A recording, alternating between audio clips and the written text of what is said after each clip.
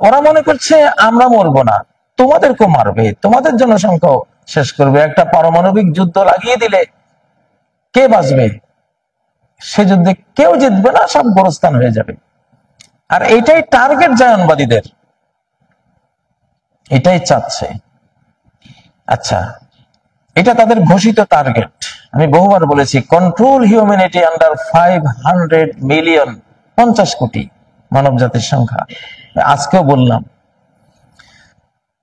প্রিয় ভাই বোনেরা, এখানে কেন আমি বললাম যে ভারতের টার্গেট বাংলাদেশ?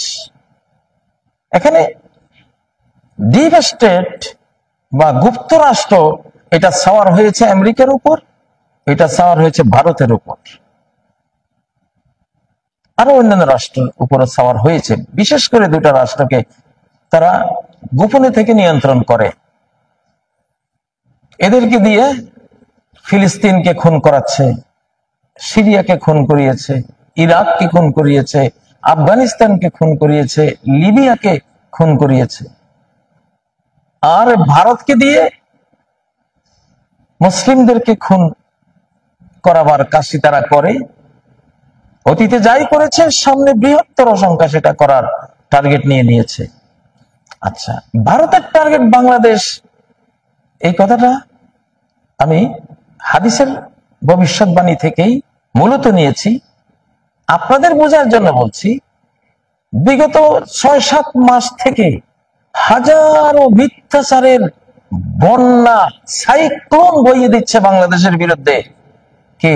এই ভারত। ইউনূস সরকারের বিরুদ্ধে, বাংলাদেশের বিরুদ্ধে। বাংলাদেশ উগ্রবাদী হয়ে গেছে, মৌলবাদীরা ক্ষমতায় এসে গেছে, জঙ্গি কথা বলে বলে, কিন্তু বাংলাদেশের ক্ষেত্রে জঙ্গি চলে না, এখন আর কেউ বিশ্বাস করবে না। এখন টার্গেট কিন্তু বাংলাদেশ। বাংলাদেশ সাবধান, মূল টার্গেট তুমি, তোমাকে বুঝতে হবে, তোমাকেই টার্গেট করা হয়েছে। এখন সে টার্গেট কখন করা হয়েছে? আজ থেকে 5-6 মাস আগেই তো জয়শঙ্করের উক্তির মাধ্যমে বাংলাদেশের 4-5 ঘেরাও করে, S-400 সেট করে, ব্রাহ্মস ক্ষেপণাস্ত্র সেট করে, সেনাবাহিনী সেট করে বসে আছে, পজিশন নিয়ে বসে আছে। কিন্তু একটা উপযুক্ত সময়ের দরকার। কি কজে তারা বাংলাদেশের উপরে হামলে পড়বে? কোনো কজ তো নাই। আর বাংলাদেশের এই পরিস্থিতিতে এখানে জঙ্গিবাদের কোনো কজ তৈরি করার মতো সেই পরিস্থিতি নেই।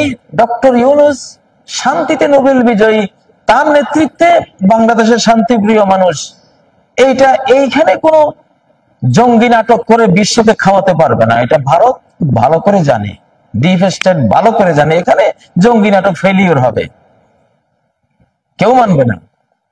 তাহলে কোন জায়গায় জঙ্গি নাটকটা করতে হবে? যেখানে করলে বিশ্বকে বোঝানো যাবে, বিশ্বের মোটা বুদ্ধির বিশ্ব নেতারা লাফিয়ে পড়বে ওখানে করলে।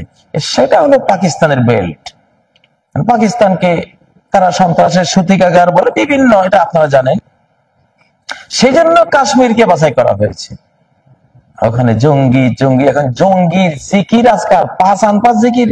আমাদের সুফিবাদে তাসাউফের মধ্যে 5 আনপাস জিকির আছে একটা, মানে নিঃশ্বাসে আল্লাহ, প্রশ্বাসে আল্লাহ, নিঃশ্বাসে প্রশ্বাসে আল্লাহ, আল্লাহ জিকির 5 আনপাস জিকির বলে। এখন জঙ্গিবাদের জিকির ভারতীয় মিডিয়াগুলিতে 5 আনপাস জিকিরের মতো শুরু করেছে। আপনারা বুঝেন না? ও তো এইখানে বাংলাদেশ ঘেরাও করে বসে আছে, কিন্তু আক্রমণের ছুতো খুঁজছে, অজুহাত করছে। অজুহাতটা যে কোনো এক জায়গায় হলে তো হলো, মুসলিম তো। হ্যাঁ, অজুহাত তৈরি করা হয়েছে কাশ্মীরে, পাকিস্তান সেখানে এটা করেছে। তারা বলছে মোটেও না, পাকিস্তান করে না, এটা মিথ্যাচার, তারাই করেছে। ডিপ স্টেট আর ভারত ইসরায়েল মিলে এটা করেছে। একটা চোখ বন্ধ করে দিয়ে আমি আল্লাহর কসম করে বলতে পারি, এই মসজিদে এটা তারা করেছে, তারাই করায়, তাদের পূর্বপর ইতিহাস এটাই।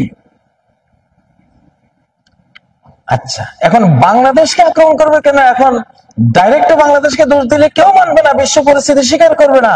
এখন বলবে পাকিস্তানের সাথে তো বাংলাদেশের লিঙ্ক হয়ে গেছে, বাংলাদেশের সামরিক চুক্তি হয়েছে, করাচি থেকে অস্ত্র আসতেছে, তারপরে নওয়াজ শরীফের সাথে কিনা শাহবাজ শরীফের সাথে তো দহরম মহরম ইউনূস সাহেব গিয়েছেন। তাহলে তোমরা বাংলাদেশিরা, হ্যাঁ, ভিতরের বুদ্ধি তোমরা দিয়েছো। এইবার ওই বাংলাদেশ আক্রমণের অজুহাতটা তৈরি করা হয়েছে কাশ্মীরে, ওখান থেকে ঘুরিয়ে এনে বাংলাদেশে উপর ফেলা হবে। সেই বুদ্ধিটা কষেছেন বাংলাদেশ, তুমি রেডি থাকো, ইনশাআল্লাহ বাংলাদেশের আকাশে ভারতের একটা পাখি আসলেও যাতে গুলি করে ফেলে দিতে পারো, এই সামর্থ্য অর্জন করো। ডক্টর ইউনূস সাহেব দুবাই থাকতে চিৎকার দিয়ে বলেছিলাম, মার্চ 2025-এর ভিতরে সকল সামরিক প্রস্তুতি নিয়ে রেডি হয়ে বসে থাকো, কারণ তুমি টার্গেটে আছো। সেটা অতি অল্প সময়ের মধ্যে আপনারা দেখবেন পাকিস্তান যে প্রস্তুতি নিচ্ছে তার চেয়ে ডাবল, বহু ডাবল প্রস্তুতি বাংলাদেশের নিতে হবে ইনশাআল্লাহ।